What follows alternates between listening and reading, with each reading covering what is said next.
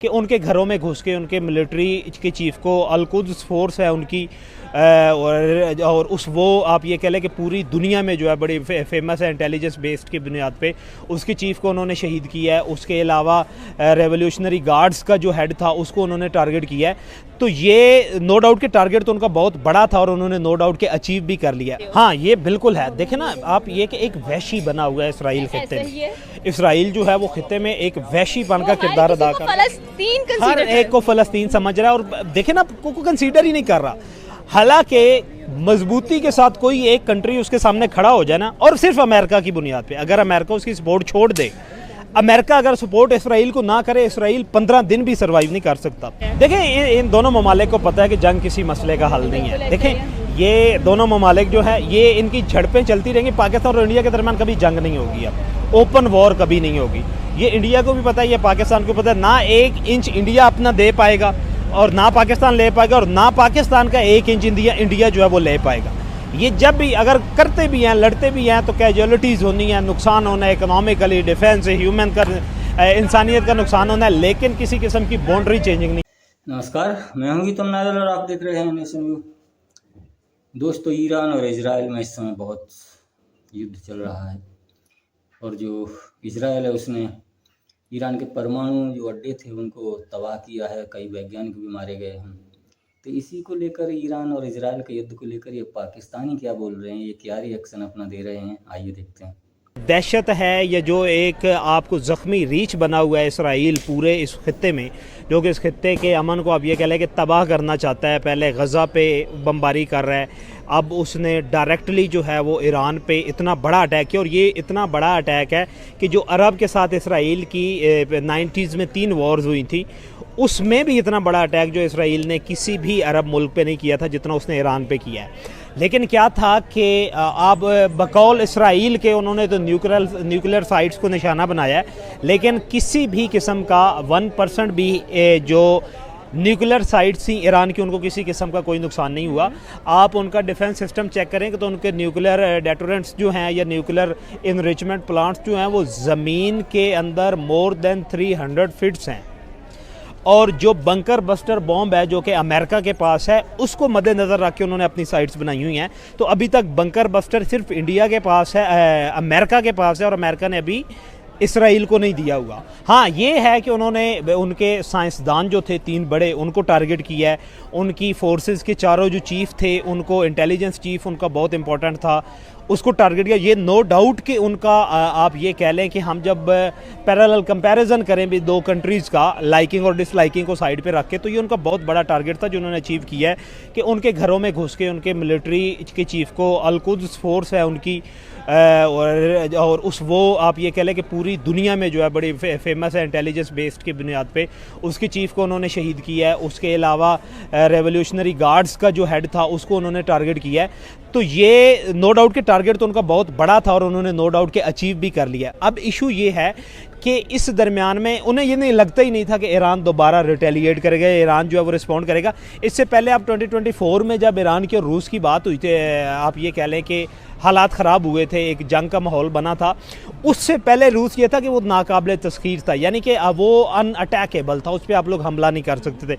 लेकिन उस वक्त बैलिस्टिक मिसाइल दागे, और वो अब ये कह लें उस वक्त ईरान ने उन एरियाज़ में जहाँ पे कॉमन पॉपुलेशन नहीं थी और इवन कि उनकी मिलिट्री साइट भी उन्होंने ऑलरेडी कन्वे भी किया था, यूनाइटेड नेशन को भी कन्वे किया था उन्होंने। अब ये कह लें कि फॉरेन डेलीगेट्स को भी बताया था कि हम रिटेलिएट करेंगे, और उन्होंने किया। अब क्या हुआ कि अटैक तो रूस ने, इसराइल ने बहुत बड़ा किया ना, और नुकसान मैं कहता हूँ कि टॉप लीडरशिप किसी कंट्री की जो है वो उनकी सोवरेनिटी पे डायरेक्ट आप ये कह लें कि अटैक होता है।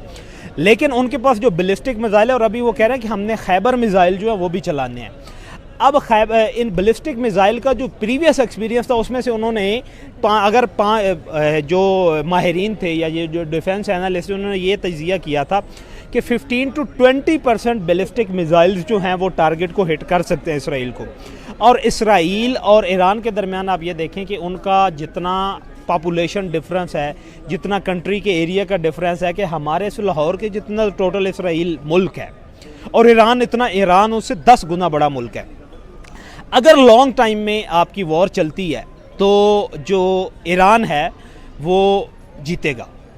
इसराइल को शॉर्ट टर्म, और इसराइल को क्या है कि इसराइल को तकिया कलाम है अमेरिका के। अगर अमेरिका फुली उनको सपोर्ट में आ जाता है तो फिर तो इसराइल सर्वाइव करेगा। अगर अमेरिका फुली सपोर्ट में नहीं आता तो फिर इसराइल को जो है वो कॉन्सिक्वेंसेस जो है वो बियर करना पड़ेंगे। अभी उन्होंने 150 बैलिस्टिक मिसाइल फायर किए हैं। 150 में से अगर उनके 5 भी गिर जाते हैं, अभी आपने देखा है कि उसमें उनका कैपिटल जो है, क्या नाम है उसका, अबाबील जो है, उसमें बहुत सारे टारगेटेड जो है उन्होंने वो उसको निशाना बनाया, उनके मिलिट्री टारगेट्स को भी, कॉमन पॉपुलेशन को भी। अगर ये था कि उन्होंने 150 मिसाइल फायर किए, 150 में से अगर उनके 5 मिसाइल भी गिर जाते हैं और वो 1000 बैलिस्टिक मिसाइल फायर कर देते, और बैलिस्टिक मिसाइल से ज़्यादा खैबर मिसाइल जो है वो उनका, उसकी एक्यूरेसी ज़्यादा है, और वो आप ये कह लें कि उसका 50% ये रेशियो है कि वो आयरन डूम उसको डिटेक्ट नहीं, कंट्रोल नहीं कर सकता। देखें, ये जो डिफेंस सिस्टम है ना पूरी दुनिया में बने हुए हैं, जितना भी बड़ा डिफेंस सिस्टम हो, अब अगर एक टाइम में इसराइल के ऊपर ईरान की तरफ से 1000 मिसाइल दागा जाता है तो क्या आयरन डूम 1000 मिसाइल को रोकेगा? नहीं रोक सकता। 1000 में से 100 भी गिर जाता है तो इसराइल का सत्यानाश हो जाएगा।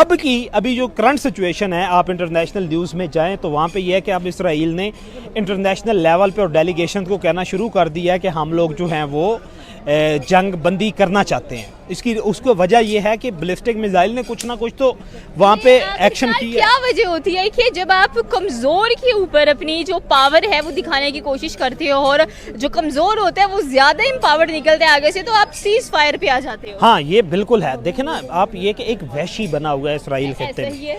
इसराइल जो है वो खित्ते में एक वैशी बन का किरदार अदा कर रहा है, हर एक को फ़लस्तीन समझ रहा है, और देखे ना को कंसीडर ही नहीं कर रहा।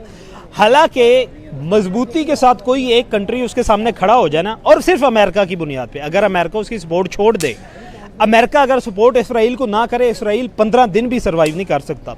अभी भी इस सिचुएशन में भी अगर अमेरिका न्यूट्रल हो जाए और इसराइल की और ईरान की वॉर जो है वो 15 दिन कॉन्टीन्यूसली चले, और बेशक इसराइल अपने अटैक करता रहे और ईरान भी करना शुरू कर दे, इसराइल 15 दिन भी सर्वाइव नहीं कर सकेगा।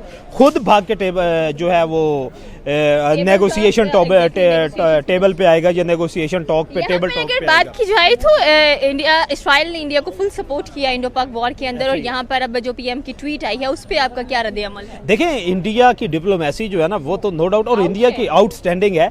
आप ये देखें कि पाकिस्तान और इंडिया के हालात ख़राब हुए तो मुकम्मल सपोर्ट मिली इसराइल की तरफ से इंडिया को, लेकिन आज नरेंद्र मोदी ने एक सोबर, एक रिस्पॉन्सिबल और एक बड़ा, आप ये कह लें कि रिकॉग्नाइज लीडर होने का उन्होंने सबूत दिया। उन्होंने कहा है कि हम सपोर्ट करते हैं पीस को, क्योंकि इसराइल और ईरान की ये जो जंग है इसमें खत्ते का अमन जो है वो, खित्ते का अमन जो है वो ख़तरे में पड़ सकता है।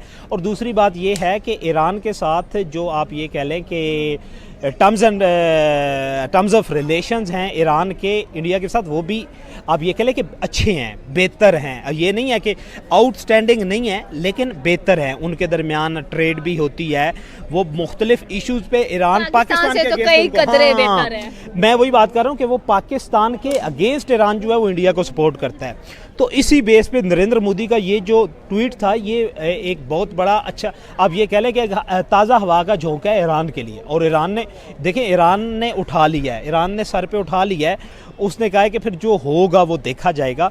उसने ये सर पे उठा लिया है, और उसी वजह से क्या हुआ है कि उन्हें बताया गया है कि आप इसराइल को, कि अगर एक लंबे अरसे तक आप अगर जंग की सिचुएशन में आते हैं तो आपको इसके कॉन्सिक्वेंसेस, ईरान की पॉपुलेशन ज़्यादा है, ईरान सर्वाइव फिर भी कर जाएगा। अगर इतने परसेंट, अगर 20% भी अटैक पॉपुलेशन पे इसराइल की हो जाते हैं तो नेतन्याहू चला जाएगा, क्योंकि इसराइल की कॉमन पब्लिक जो है वो भी अब इस बात से तंग आ चुकी है कि गज़ा की जंग है, फिर इन्होंने ईरान के साथ छेड़ दी है, फिर उधर से सीरिया में ये इंटरवेंशन जो है वो कर रहे हैं। सीरिया में तो चलो अब नई गवर्नमेंट आ गई, ईरान में है, उधर से हमास के अभी अटैक जो है वो जारी हैं। और अगर ये सिचुएशन बन जाती है 4-5 ममालिक के जिन्होंने घेरा हुआ है इसराइल को, तो फिर इसराइल का अमन जो है वो ख़तरे में पड़ सकता है। देखा दोस्तों, इजराइल और ईरान दोनों आमने सामने हैं, लेकिन पाकिस्तान है कि अपने आप ही फटता नज़र आ रहा है। वहाँ की जो आवाम है वो अपने जामा से बाहर निकलती नज़र आ रही है कि इसको, इजराइल को ये कर देना चाहिए, कि इजराइल को नष्ट कर देना चाहिए, कि इजराइल का नाम निशान मिटा देना चाहिए। लेकिन सिर्फ ये कहते हैं, इजराइल के सामने 57 देश हैं, एक भी बोलने को तैयार नहीं है। और सारे 57 देशों का उसने वो हाल कर रखा है कि बस जो जो भी इजराइल का नाम सुन लेता है ना, अपना बोरिया बिस्तर बांध के चुपचाप अपने बिल में बैठ जाता है और इजराइल के सामने आने की कोशिश ही नहीं करता। क्योंकि इजराइल वो देश है दुनिया में, एक छोटा सा देश है, लेकिन बहुत बहुत बड़े देशों से भी बड़ा मैं मानता हूँ इस देश को।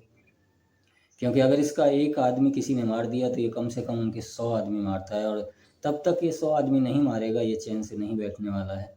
और इसी का नतीजा है कि सारे जो मुस्लिम देश हैं इससे डरते हैं, इससे उलझने की कोशिश नहीं करते, और जो भी इससे उलझा है, आप अतीत में देखिए, जो देश मुसलमानी देश इससे उलझा है उसी की इजराइल ने ऐसी की तैसी करके रख दी है।